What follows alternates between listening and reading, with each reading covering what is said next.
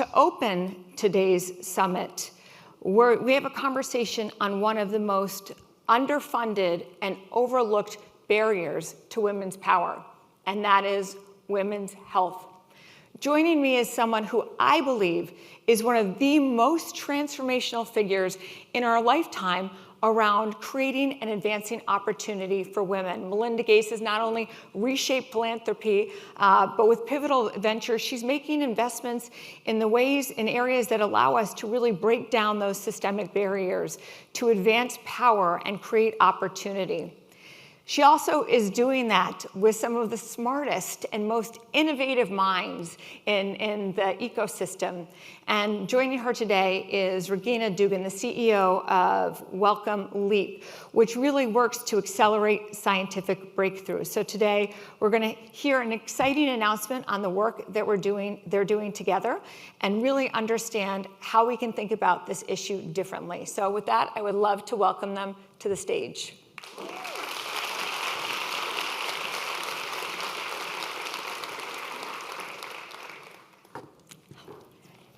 Of course. Thank you, Moira. So, Melinda, I want to start with you, because through the work that you've done, you really have been thoughtful and strategic around targeting the barriers, the systemic barriers that really create the greatest challenges for women to progress. Can you talk about that in the context of women's health and women's power at a global level? Sure. Well, first of all, thanks for having us, and thanks everybody for being here. I absolutely love this space, rainy day or sunny day, so I'm glad we could be together. You know, a woman can't do well in life if she's not healthy and well herself. And so, you know, a woman's trajectory in life, I believe, really starts with their health, to go on and get a good education, to continue their education, to get the paycheck they want, to raise the kids if they choose to be a mom, to participate in society, in government, in media, whatever they want to do, they have to be well. And yet we don't invest far enough money in women's health, and we're going to change that. Yay. And when you look at the statistics, they're staggering in terms of the types of illnesses or areas in which women's health has just been neglected and as I said, overlooked. And Regina, you know so well that women bear a disproportionate burden of these many types of conditions. And if there's anyone who knows what it takes to drive change at scale and at speed, it is you, having done so across so many different arenas at DARPA, first woman to lead DARPA, at Silicon Valley, and that type of thinking is so critical right now. Can you share some more insights around how the scientific community has approached these issues, and what are the barriers that so need to be tackled at this moment in time? Yeah. Well, for so long, the research community has treated women as if they're small men. Women are not small men. And to give you a sense of the gap that creates, 99% of the studies on the biology of aging do not include a model for menopause. Now, how can that be? We're 50% of the population. We know, everyone in this room knows, women experience health challenges differently, disproportionately, and uniquely. And there are a lot of statistics, but let me put some of them in context. So you woke up this morning, you lifted your head off the pillow, you brushed your teeth, you got here, you're gonna go through the day, have dinner, brush your teeth, hopefully. Put your head back on the pillow. In that period of time, we will have lost 3,600 babies to stillbirth. In that same period of time, in the US alone, 960 women will have received blood transfusions because they were menstruating.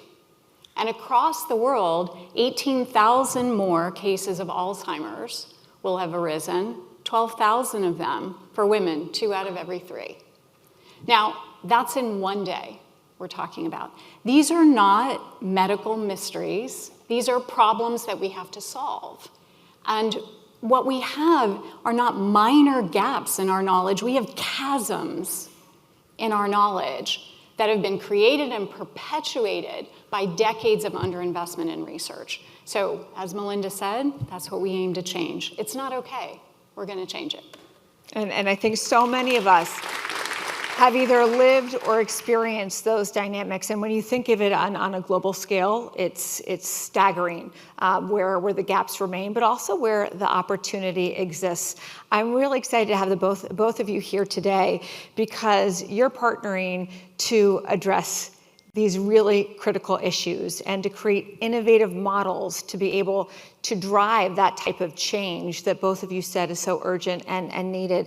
So Melinda, can you share what you're announcing today? Sure. Between Regina's organization, Wellcome Leap, and my organization, Pivotal Ventures, we're announcing $100 million to go towards women's health. Regina will explain to you the model because she has used this model before and it is working. And she's even used it in a couple of areas already of women's health. But in this particular area, we are going to go after cardiovascular disease, which affects women differently than men. And then we're also going to look at autoimmune diseases and we'll look at mental health. And why don't you explain, Regina, how this model works and why it won't be decades until we see some solutions. It's a great question. And Moira, you already talked about DARPA a little. So for those of you in the room who don't know it, DARPA, the Defense Advanced Research Projects Agency, uses a model of innovation that has now been proven to deliver decades of breakthroughs. Radical breakthroughs. It's probably the longest standing track record of radical breakthroughs in human history. So I'll give you a sample. The ARPANET originally, now the internet, that was a big one. Miniaturized GPS, stealth technology, lasers, some of the early investments in mRNA vaccines, those are the things I can think of off the top of my head. Now, we adapt that model for global health, and we've done it on global scale. Let me tell you what that looks like, and this is to Melinda's point about speed. All of our programs are 3 years time-boxed. Now, if you want to get something done in 3 years, you've got to challenge everything. A normal research program may go from application through to selection and funding in a year, maybe a year and a half. We go from application to selection in 30 days. 30 days later, everyone's under contract, most of them have funds to start, and we have a global kickoff meeting. Now, what that global kickoff meeting does is it establishes the network of global researchers who are now working together to solve a problem that they can't solve individually. And then we're using all of the best practices of agile and intermittent kinds of advances to track our progress towards a goal. Now, what that has allowed us to do is in 5 years, we've launched 12 programs. We're working in 30 countries. 3 of our programs are devoted to women's health. And with this partnership with Melinda, we can expand our work. Our total investment then in women's health research will exceed $250 million, $250 million. And Regina, and I really encourage you all to spend time learning more about the work that you're spearheading because it really defies what we think is possible, right? And you talked about this sense of urgency to address these needs, given just how long it has taken for anyone to actually look at women's health through a serious lens and bring it to market in ways that can impact all of our lives here today. Melinda, when we think about these issues and this opportunity to accelerate progress around women's health, can you share your insights around how more broadly what that result will look like or how we should think about it more deeply as it relates to the impact and opportunity economically around the world in terms of underdeveloped countries and the like? Well, when you think about it today, and we think about women, they live 9 years of their lives more than a man not feeling well, in pain and suffering or having some medical condition. And I'm not talking just end of life. I'm talking about their most productive years. And that just shouldn't be. And so if women can be well, and they can do the job they want to do, they can take on what they want to take, they can be with family and friends and loved ones, it benefits their family, it benefits their community, and it benefits society. And I believe that women should be in any space they want to be, using their voice, their decision-making, and their resources. And so if we want, for instance, more women in our legislatures, more women in our Congress, more women in our state houses to make good policy, they need to be well to be able to do it. And that is one of the barriers we are going to break down. And when I think about women's health and I think about how did we get to this point, a little bit you have to go back and say, well, you know, for no ill reason, if you go back 80 years ago, it was mostly men in medicine. It was mostly male scientists. Women now have come up, thank goodness, in the scientists. We're graduating more female doctors than ever before, slightly more even than men. And so what does that mean, though? It also means we have to get funding in to fund women's research. Only a tiny, tiny fraction of the global health research has gone towards women. And most of that has gone towards breast cancer or a bit of reproductive health. And yet women have holistic lives, right? We go through lots of conditions. And so it's time now we step up with our resources as a world and do what's right for women. Regina, with the work you're doing, again, to really put these issues at the forefront and to create progress at meaningful scale in a matter of years, how do you think about the work that you're doing as a model or catalyst to be able to drive this change in such an urgent and powerful way? Yeah. Well, the type of research that we do, use-inspired research, is often an accelerant in an entire ecosystem. So we have elements of basic research that we draw from always to do our work. We're always intersecting that with a bold objective that we can also test and measure. We do that at scale, and that then unlocks future investments that allow us to do all of the clinical trials, all of the work that's needed to get it to women who need it. So it's part of this breakthrough engine that we have is really part of the necessary urgency that we need to create to accelerate progress. Melinda, though, how do we do that from your perspective? You're really looking at it from the scientific community in terms of how you could bring these things to market. But Melinda, you mentioned that the global stakeholders, many people don't necessarily focus on women's health in the systematic and strategic way that it needs to be looked at. You are in rooms and conversations of people who have the opportunity to drive those levers of change. Is there resistance, or is it a lack of education? How do you frame it in a way that allows them to unlock not just the dollars, but to really change the perception around why this needs to be at the forefront? Well, when I meet with, for instance, prime ministers and presidents or finance ministers in different countries who often hold the purse strings, it's not at all difficult to make the economic argument. And in fact, they're seeing that around the world, if they're a low-income country, they would like to grow to middle income. If they're middle income, they'd like to grow to high income.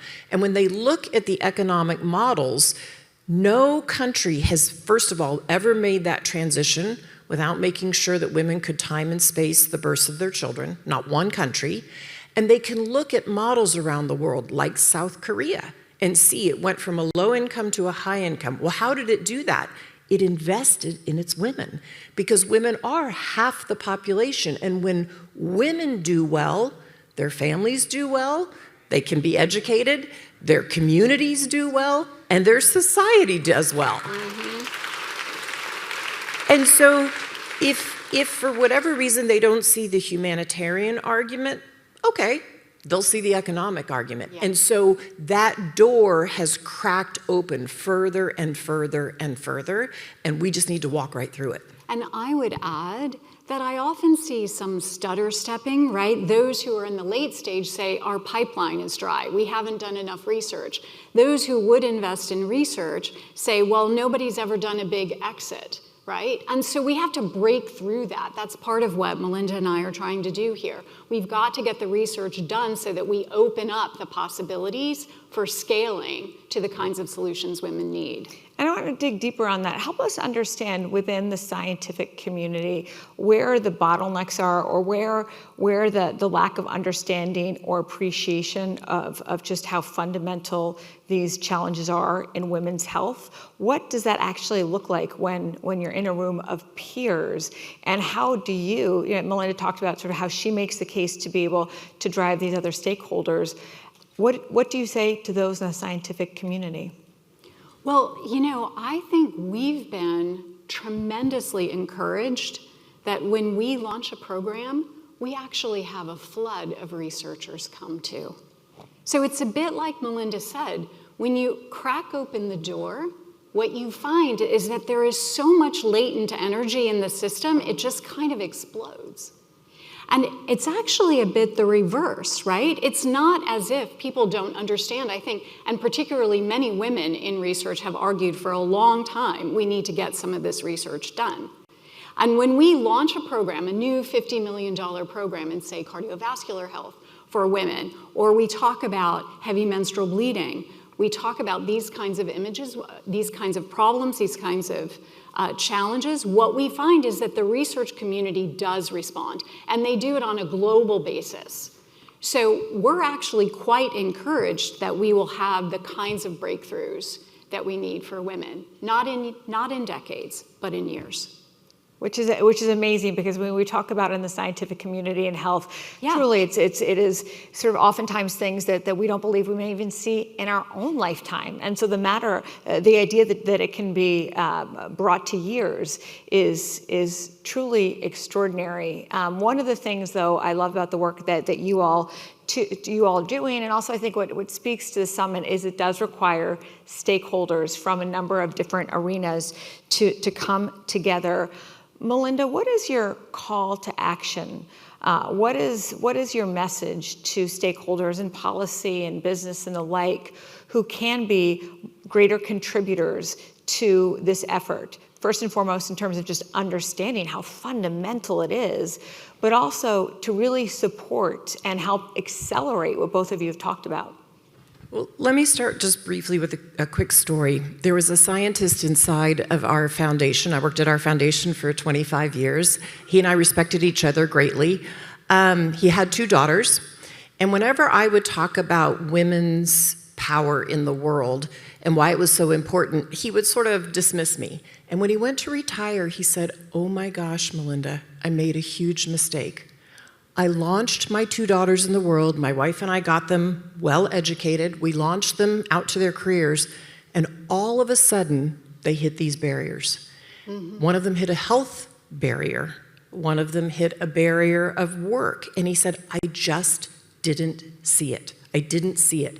And what I'm seeing is that men are waking up to this as well, for their wives, their sisters, their daughters. And so what I say to everybody is we want healthy families. We want our family members to be healthy. It's good for all of us. And so I say to policymakers, let's get off the sidelines. Let's do the right thing. NIH, 8% of all NIH funding in 2023, only 8% went to women's health. Yeah. 8%. So, okay, that's an artifact from the past, but what I say to people is we can do something now. Let's do something. So what I would say to all of you in this room and to policymakers and anybody who cares about this issue is say it loud, say it often. Your health matters, your daughter's health matters. If you can contribute some money to this cause, do. Amplify it on social media. When we all say we're not getting what we deserve, or I go into the health system and I go into the very best place, they can't diagnose my chronic condition. Yeah. Wow, that's a problem. And so we can all use our voices on this cause. Yeah, the time for incrementalism is over. Done. I love that. Women have waited long enough. Okay, we've waited long enough. Mm-hmm. Yeah. So help us understand, you two announced this partnership today. Regina, you said you can create these types of breakthroughs in years, not decades, 3 to 5 years. So when we are sitting here together, call it sort of 2030, looking ahead, what does real success look like to you? What gives you the confidence that the gap can be closed, and a few areas where you really feel like that you're working on, where you really feel like we can see differently? Yeah. So here's what I see as possible in the next 3 to 5 years. A maternal blood test that can predict the risk factors for stillbirth. We're talking fetal growth restriction, preeclampsia, gestational diabetes, with 80% accuracy as early as 12 weeks in the pregnancy. Let's start there. Now imagine that same blood test in the hands of doctors and community health workers all across the world, from the US to Uganda. And together with other advances, we could save 1 million babies from stillbirth a year. Okay? So that's a start. Imagine a woman who has heavy menstrual bleeding. She is diagnosed and treated not in 5 years, but in 5 months. Imagine that we have lowered the risk for Alzheimer's for 330 million women globally. That's what's possible. Now, I will tell you that I know we can do it because I have personally been with teams that are ambitious, that are motivated, that are emotionally engaged, that feel a sense of urgency, that when given the right conditions and the right investments, they can make the seemingly impossible possible. I have seen it so many times in my life, and I know we can do it here. Now, it will also take a coalition of leaders, as we've talked about, to scale the investment to the level that women deserve. I know this. Pivotal knows this, Melinda knows this, all of you know it. So as I said, we've got to stop with the incrementalism. We've got to move forward boldly and make it happen. I know we can do it. And part of the reason Regina is talking about these 3 specific things is she already launched these funds some time ago. So they're already in the research phase. So now we're launching a new fund to go after other women's diseases. And I think there will be future funds. Absolutely. The sooner we get on the science, the sooner we're going to have solutions for everybody. Exactly. What Melinda said is true. Part of the reason we can envisage that is because we've started. I don't think it's coincidental that we have a female-led organization. When we did our first women's health program, we weren't asking anyone if that would be appropriate. We just did it. We didn't think anything of it. Of course we would run a program in women's health. And this is part of what Melinda and I think, see as one of the strengths of our partnership. Well, it's just a reminder of when you have women at seats of power and opportunity, what can truly happen. So I think all of us walk away from this conversation inspired and optimistic, and the idea that some of the breakthroughs that you all are helping to spearhead can impact our lives and have an impact on our health and wellness and those around us and around the world is extraordinary. You don't hear that very often in health. So Regina and Melinda, thank you so much. And I'm excited to have you in 3 to 5 years to see all the progress that's been made. Thank you. Thank you.